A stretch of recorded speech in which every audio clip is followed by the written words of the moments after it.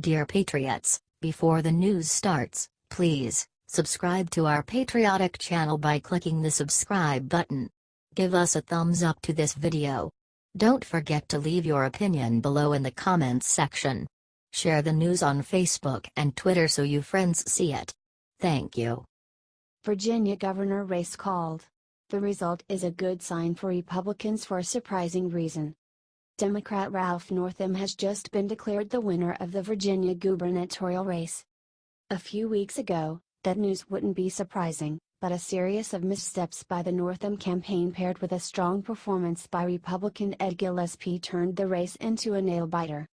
The surprisingly thin margin of this race was propelled in part by an ad that was aired on behalf of the Northam campaign. That ad, which showed a fictional Gillespie supporter running down minority children with a truck, backfired spectacularly. In the end, however, it didn't matter. While it may have eaten into the governor-elect's margin of victory, it wasn't enough to cost him the race. But don't cry for Gillespie. This wasn't supposed to be a close race to begin with. President Donald Trump lost Virginia by 3 points 1 year ago this week. Since then, the media have been pushing the narrative that Trump is hurting his party across the country. In reality, Virginia is still blue and the margins are still small. Neither party forced a statewide shift, as precinct-by-precinct data shows. Gillespie overperformed Trump in some counties and underperformed in others. In other words, Trump isn't killing the party like the media says. He isn't really changing much at all. This actually bodes well for Republicans next year, where the geographic makeup of the open seats favored the GOP by a considerable margin. With the current trajectory, which appears pretty flat, it looks like they're still poised to win. Comment "Good job, Gillespie" and share if you're proud of this race. He may not have won, but he performed above expectations.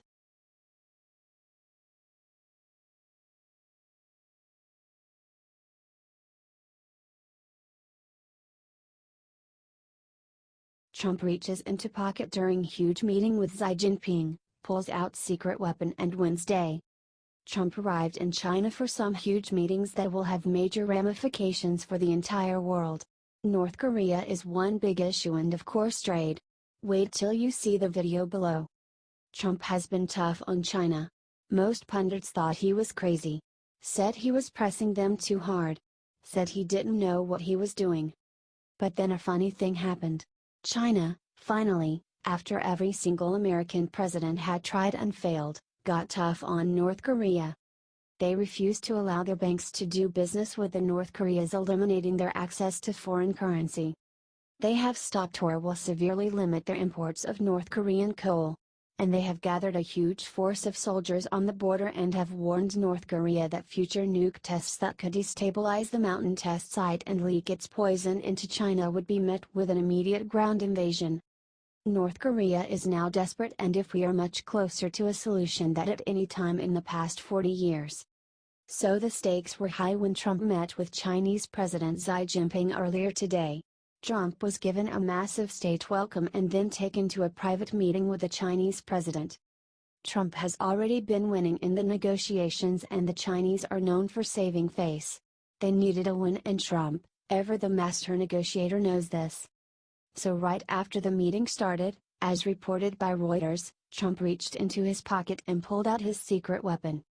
A video of Ivanka's daughter Arabella Kushner singing in Mandarin, which a happy and very impressed Xi said was excellent before telling Trump that his granddaughter is a huge child star because the video went massively viral in China. Trump certainly knows what he is doing when it comes to negotiations. Share if you agree. Share.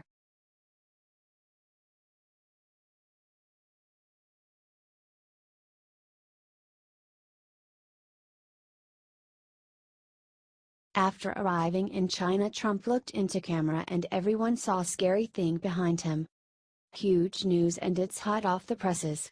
Trump is doing something scary big right now as people sleep. The creepy media will never talk about what you are about to see. I'm serious. Trump arrived in Beijing on Wednesday and received a dinner inside the Forbidden City, according to Daily News. Check out the amazing video below. This is going to go down in history. You see that scary big, red door behind Trump in the video below. Wait till you see what it means. Trump is the first president that has been given a state dinner at the Forbidden City. Trump isn't the first US president to be given a state dinner at the Forbidden City. The Chinese are going all out to impress our president because they need to work with him. They need to work together to take out the threat that is North Korea. Now some people might call him the king, Trump said about Xi last month. It looks like he's getting the king's welcome now. Share this if you are so proud of our president. Look at how the Chinese treat him. Way better than Obama, that's for sure.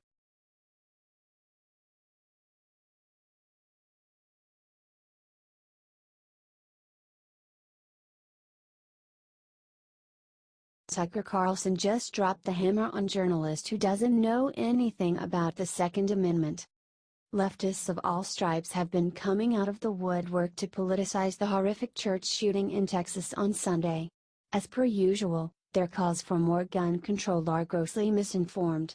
True to form, however, that doesn't stop them from saying literally whatever comes into their head. Tucker Carlson at least is ready to take them to task.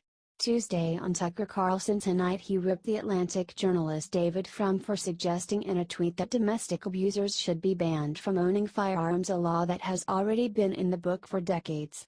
Tucker said of his tweet, "Wow, that's brilliant. So brilliant that it's been federal law for 21 years. Good job David Frum, though you're a little late to the policy-making party. Under existing statute, Devin Kelley was not allowed to buy the gun he used." Carlson went on to explain how government bureaucracy failed to prevent this tragedy. Kelley had been convicted of brutally abusing his wife and infant's stepson and received a bad conduct discharge from the Air Force for doing it. Even before that, before his conviction, Kelley had escaped from a mental hospital, all of that clearly disqualifying him for purchasing firearms. Unfortunately, incompetent government clerks did not supply that information to the correct federal database. The laws were on the books, the bureaucracy botched it. It's a sad state of affairs when so-called experts and journalists willfully ignore or choose not to research the issues that they so vocally rail against. Watch Tucker Carlson's full epic rant here. It starts at 24:18.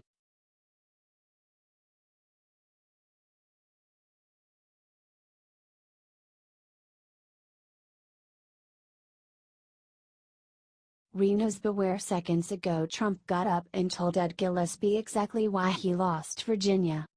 It was a disappointing day for Republicans in Virginia on Tuesday when Democrat Ralph Northam won the governor's seat by about 200,000 votes.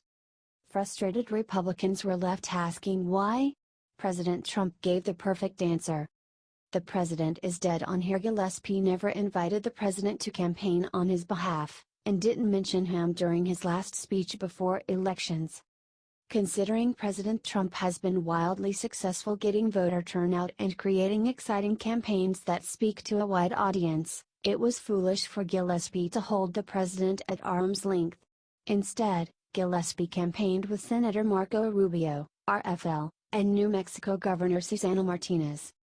Nevertheless, the president tried to help Gillespie during the day of the election, recording a robocall that said, "Like me, Ed is tough on crime and on the border. Ed will protect your family from crime, drugs and violence, something Northam will never do. With your help, Ed Gillespie will help make America great again," a phrase that I like a lot. Vote Ed Gillespie. At the end of the day, this is just one state governorship and Northam's win will not broadly affect national policy that the president puts forth. However, this is a good lesson for Republicans in 2018. Ignore Trump and his base and you may just be out of a job. HT The Hill. Share.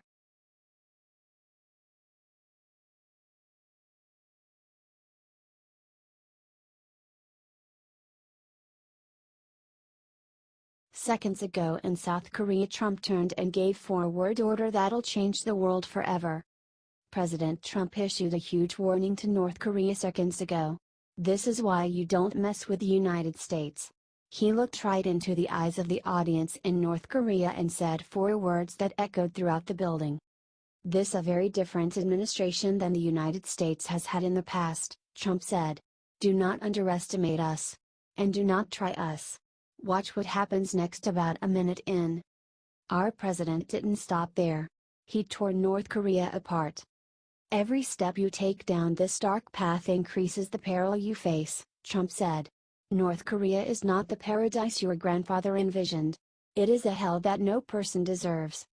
All responsible nations must join forces to isolate the brutal regime of North Korea, to deny it any form of support, supply, or acceptance, he said.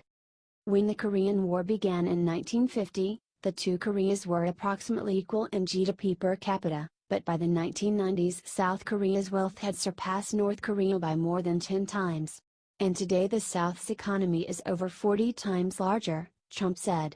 You're doing something right. North Korea is a country ruled by a cult. At the center of this military cult is a deranged belief in the ruler's destiny to rule as a parent protector over a conquered Korean peninsula, Trump said.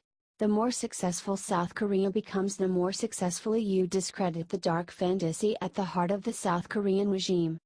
This is the most powerful,